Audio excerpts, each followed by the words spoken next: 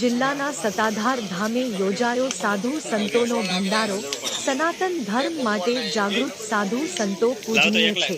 જૂનાગઢના ભવનાથમાં 5 દિવસ સુધી ચાલનારો મહાશિવરાત્રી મેળો સંપન્ન થયા બાદ વિવિધ અખાડાના સાધુ સંતો અને મહંતો સતાધાર આપાગીગાની જગ્યા ખાતે આવે છે અને અહીં ભવ્ય ભંડારો યોજાય છે। સનાતન ધર્મનો વ્યાપ વધતો જાય છે। સનાતન ધર્મને ઉજાગર કરતા સાધુ સંતો જાગૃત બની કાર્ય કરી રહ્યા છે।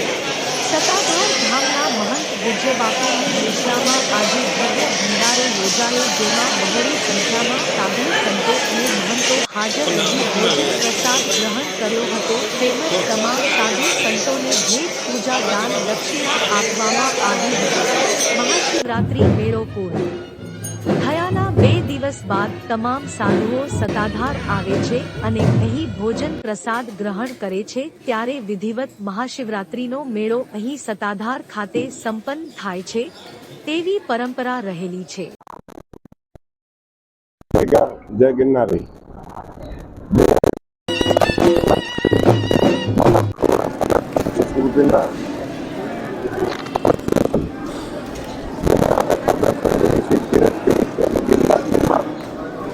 જે ભવ્ય ભાતીગળ સાંસ્કૃતિક મેળો થાય છે, એમાં તમામ સંપ્રદાયના સંતો, સદગુરુઓ, મહામંડલેશ્વરો અને સંન્યાસીઓના દર્શન આપણને ગિરનારમાં જોવા મળે છે। 5 દિવસના મહાશિવરાત્રિના મેળા પછીનો મેળો સતાધાર પૂર્ણ થાય છે। અમારા ગીગા બાપુનું આ ભજન સ્થળ, એમાં બધા સંતો પ્રેમથી એક પરિવારની જેમ આવી અને ભોજન પ્રસાદી શીખી એટલે એમને અમે અહીંયા દક્ષિણા આપીએ છીએ અને મહાપુરુષોની દંડ છડી આસન સાથે એમની પૂજા થાય છે।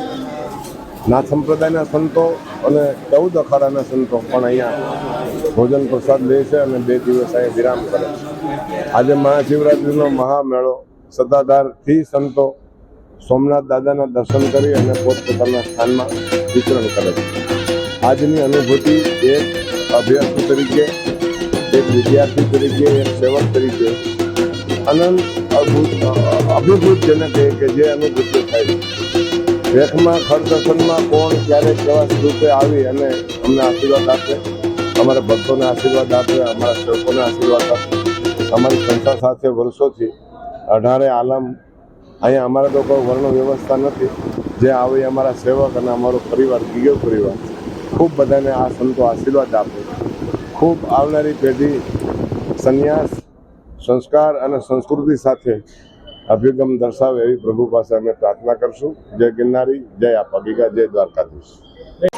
जय आपागीगा, जय गिरनारी, ओम नमो नारायण। मेरे नाम अन्नपूर्ण गिरी जी, श्री दिगंबर शिवराज गिरी जी, श्री पंचदशनाम आवाहनकारी है। आप सब लोग आज आ गए यहाँ भंडारा है। वो हमारे दशनामी साधु हर साल आते शिवरात्रि के बाद यहाँ भोजन लेने के लिए, सत्ताधार वेद पूजे के लिए, और भगत बापू, जय बापू यहाँ बहुत अच्छी भोजन प्रसाद बनाते हैं और हम लोग बहुत खुश हैं। बापू सबको आशीर्वाद देते हैं। बहुत माता जी, देश विदेश से लोग सब आते हैं गिरनार में। दत्त महाराज जी के क्षेत्र है, तपस्या करने के लिए और प्रसाद देने के लिए। आप कहाँ से आते हैं और आपका नाम क्या है? मेरे नाम अन्नपूर्ण गिरी जी, श्री दिगंबर शिवराज गिरी जी, आवाहनकारी से।